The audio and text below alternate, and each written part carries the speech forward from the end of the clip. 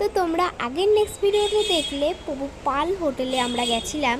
তো ওখানে বেশি দাম, বাথরুমটা কমন, এমনই তার জন্য আর কি আমরা নিয়ে নিই। আমার তো হাল একেবারে অবস্থা টাইট, পায়ে ফোসকা পড়ে গেছে, এতটা হেঁটেছি। তো চলো এবার আমরা যাচ্ছি বাসি ভবনে। তো এই দেখো কি সুন্দর, এটাই আমরা কালকে না দেখি কবে টিকিট পাওয়া যায়।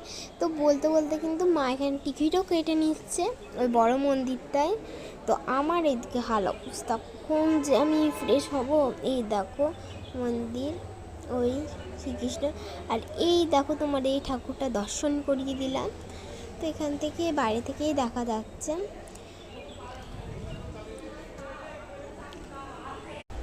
আমাদের একদিকে ভালো হলো এই টিকিটটা যেটা আমরা বড় মন্দিরটার জন্য নিলাম। তো কালকে সকালেও কিন্তু আমরা দেখতে পাবো 10টা থেকে 12টা পর্যন্ত টাইম থাকবে, তো দেখতে পাবো। তো আগে থেকে কেটে নিলাম তো ভালো হবে।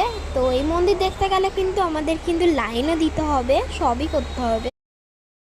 তো আমরা এখন যাচ্ছি গদা ভবনে। তো চলো গদা ভবনে যাওয়া যাক। এবারেও রুম পাবো কি না এটারই সম্ভব অনেকটা।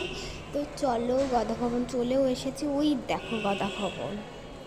তো চলো এখন আমি গদা ভবনে যাব। তো তোমরা নেক্সট ভিডিওর জন্য অপেক্ষা করো। তো আজকের মতো বাই।